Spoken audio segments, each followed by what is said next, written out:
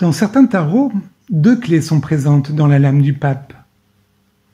Ici, dans le tarot de Wirst, ces clés sont symbolisées par 2 croix, une sur chacune des mains gantées de l'hiérophante. Ces 2 symboles représentent les 2 portes du zodiaque, l'axe Cancer-Capricorne.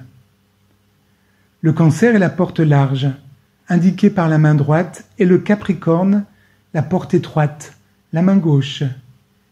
Il y a ceux très nombreux qui entrent par la porte large, qui est la porte la plus facile, et ceux qui entrent par la porte étroite, la plus difficile, car pour la passer, il faut se courber, se mettre à genoux.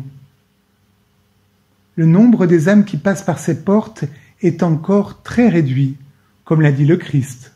Beaucoup d'appelés, peu d'élus. Le pape est la contrepartie spirituelle de la papesse. C'est lui qui donne l'enseignement. Il est l'autorité spirituelle terrestre, alors que la papesse est l'autorité spirituelle céleste.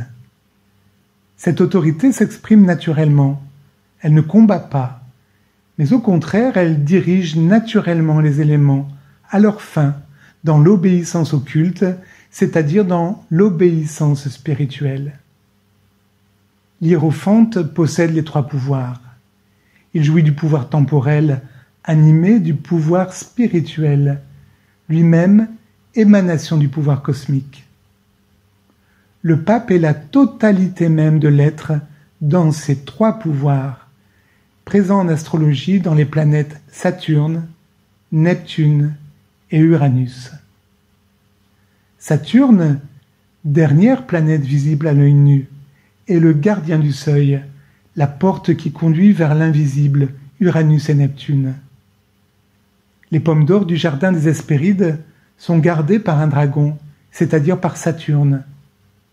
Rencontrer le gardien, c'est trouver et récolter les pommes d'or, pommes de vie, gorgées de l'amour cosmique, cet amour qui régit toute la création. Nous retrouvons ces 3 planètes dans la balance, car ce signe est le point de tension. C'est là que le conflit du mental émerge, et c'est là que commence la guerre, le Kurukshetra, jusqu'à ce que Saturne, le mental, le diable, soit totalement imprégné par Uranus, le mental universel, le mental de Dieu. Le pape représente le mental universel cosmique. 2 autres personnages sont visibles sur cette lame. Ces 2 personnages sont des moines. Un 3e personnage est présent, mais on ne le voit pas.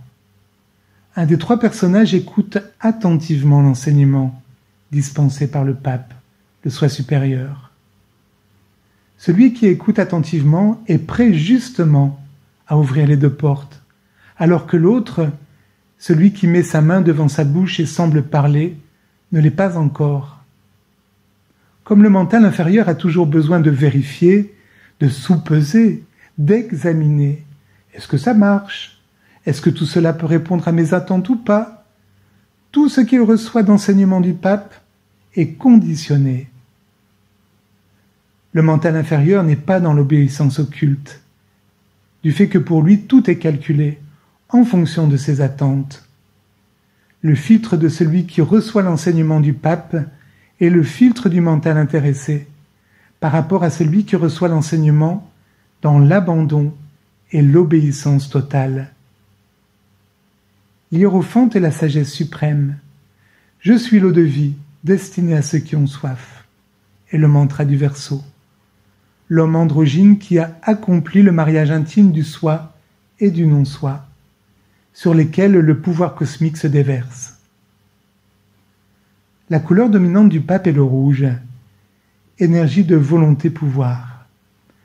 Cette énergie est la toute-puissance du premier rayon, qui nous renvoie à l'énergie suprême, la seule capable d'englober toute force du dragon, le mental, et d'en faire le grand œuvre.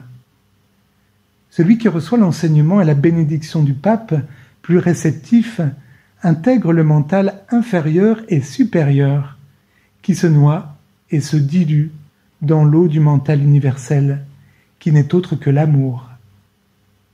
L'hiérophante, le pape, n'est autre que l'amour. C'est cet amour, celui du pape, qui illumine et irradie le monde. L'arcane qui se trouve sur notre droite. Le monde est l'arcane 21 du tarot. Nous retrouvons le personnage féminin présent dans la lame de la force. Ce personnage féminin est l'âme spirituelle, qui rayonne, qui brille, comme l'indique la couronne de laurier, symbole du triomphe face à l'épreuve. Le laurier est représenté sous la forme de la mandorle, l'amande, symbole christique. Ce personnage féminin est entouré de 3 animaux et d'un 4e, le Verseau, l'ange solaire, l'homme androgyne, parfait, vers lequel l'humanité maintenant se dirige. Le Verseau est le signe de la femme et de l'homme Christ. Le Verseau est saint Matthieu, l'un des 4 évangélistes. À droite en haut se trouve l'aigle, le véritable signe de l'initié représenté par saint Jean l'évangéliste. Le scorpion est la chute de l'âme, alors que l'aigle est l'élévation de l'âme, qui peut maintenant voler librement dans les airs. L'illusion ne peut m'emprisonner, car je suis l'oiseau qui vole en complète liberté. En face de l'aigle et sur notre gauche, nous trouvons le taureau, en dessous de l'ange solaire. Le taureau correspond à saint Luc. Dans beaucoup de traditions, le taureau est sacrifié, à l'image par exemple de Minos, qui devait sacrifier un magnifique taureau blanc, dont la contrepartie est le Minotaure. En revanche, en Inde, la vache est un animal sacré, vénéré, car elle est le symbole de la mère divine et de la Voie lactée, notre galaxie. Encore une allégorie que le mental, le dragon, l'antre du désir, ne peut être tué, mais plutôt réorienté. Thésée a tué le Minotaure et a perdu son âme spirituelle, Ariane. Hercule a chevauché le taureau, mais lui a gagné sa place dans le ciel. Spirituellement, le taureau est l'énergie de la création, rayon 1. À notre droite, il y a le lion, le complément du Verseau. Le lion est la représentation de saint Marc l'évangéliste. Le lion dans la lame de la force est le début du travail, qui consiste à dompter le diable. Dans la lame du monde, le lion est devenu une autre force de création, de travail. En astrologie, la 5e maison, celle du lion, est le lieu où débute réellement le travail. C'est le lieu de l'émergence de la conscience de soi, qui s'unit avec la matière, le diable, car le diable mental est la matière. Le lion devient notre force de création, cette matière civilisée, colonisée, dirigée. Ce n'est qu'à travers la matière que l'esprit peut avoir une existence. Le pape au centre est le mental universel, et ce mental universel n'est autre que l'amour, distribué à ceux qui ont soif de vie.